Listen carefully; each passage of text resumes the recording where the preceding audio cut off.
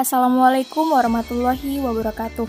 Perkenalkan, nama saya Wulan Fitri Ramadan, absen 28 dari kelas 11 MIPA 1. Di sini saya akan menjawab 3 pertanyaan tentang peradilan. Yang pertama, contoh proses peradilan kasus di tingkat pertama sampai tingkat MA untuk peradilan umum. A. Peradilan tingkat pertama. Contoh kasusnya, kekerasan akibat perkelahian atau penganiayaan. Proses yang dilakukan yang pertama bisa diawali dengan laporan atau pengaduan ke polisi.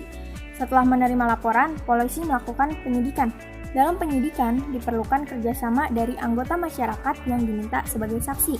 Selanjutnya, penuntut yaitu tindakan penuntut umum untuk melimpahkan perkara ke pengadilan negeri yang berwenang. Setelah itu dilakukan persidangan. Hakim mengadili kasus di depan sidang pengadilan.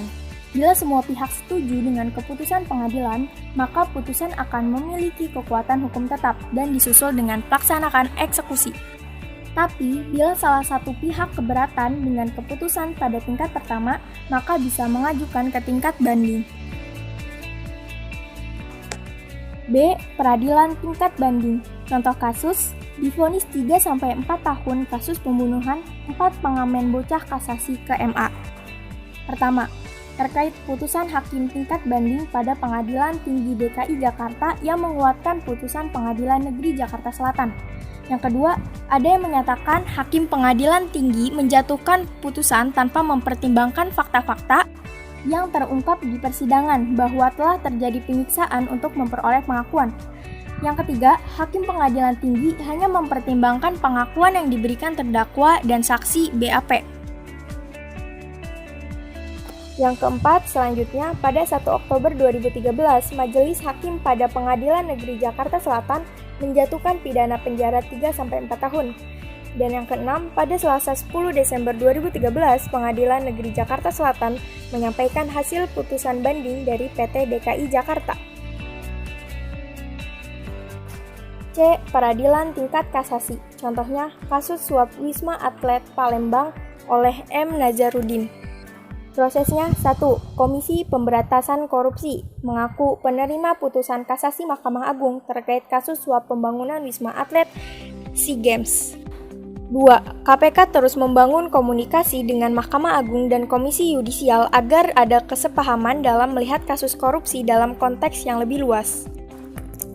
3. Pengadilan Tindak Pidana Korupsi pada 20 April 2012 menjatuhkan pidana 4 tahun 10 bulan penjara dan denda 200 juta rupiah kepada M. Nazarudin.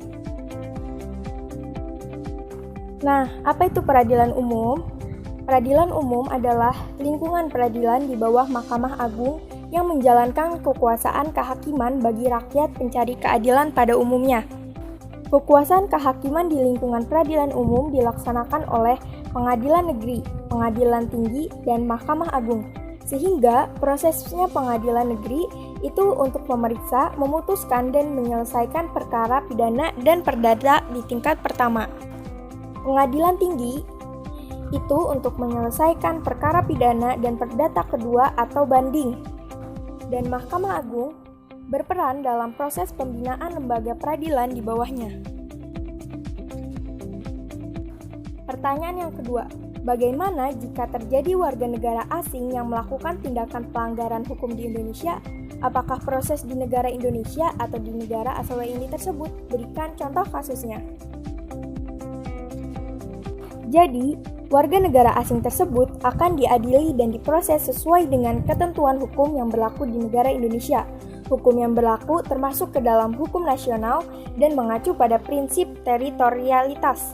Prinsip tersebut dijelaskan dalam pasal 2 KUHP yang menyatakan bahwa ketentuan-ketentuan hukum pidana Indonesia berlaku bagi siapa saja yang melakukan tindak pidana di dalam wilayah negara Indonesia. Sebagai contoh, 2 WNA asal negara Italia yang berkelahi hingga menyebabkan luka di wilayah Indonesia akan berlaku dan tunduk pada hukum yang bisa diadili sesuai hukum di Indonesia. Pertanyaan yang kedua, berikan contoh sikap yang ditampilkan warga negara Indonesia yang sesuai dengan hukum dan yang tidak sesuai dengan hukum. Sikap yang sesuai dengan hukum, contohnya taat kepada aturan lalu lintas dan berbakti kepada orang tua. Sikap yang tidak sesuai dengan hukum, contohnya remaja yang mencoret-coret baju dan ada anak sekolah yang sudah meminum minuman keras. Itu merupakan suatu sikap yang tidak baik dan melanggar hukum. Cukup sekian, kurang lebihnya mohon maaf. Wassalamualaikum warahmatullahi wabarakatuh.